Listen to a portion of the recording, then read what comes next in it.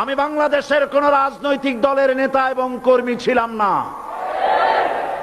আমি রাজাকার নই।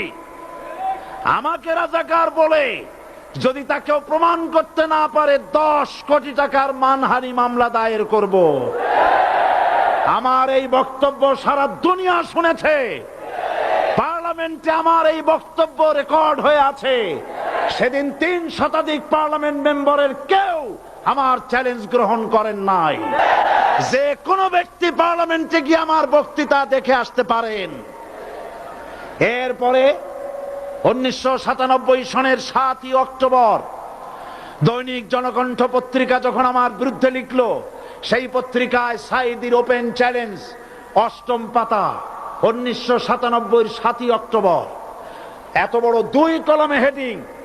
সেখানে আমি বলেছি, বাংলাদেশের সকল সাংবাদিক, গোয়েন্দা বিভাগ, বাংলাদেশের সকল বুদ্ধিজীবীকে আমি আমার পিরোজপুরে আমন্ত্রণ করছি।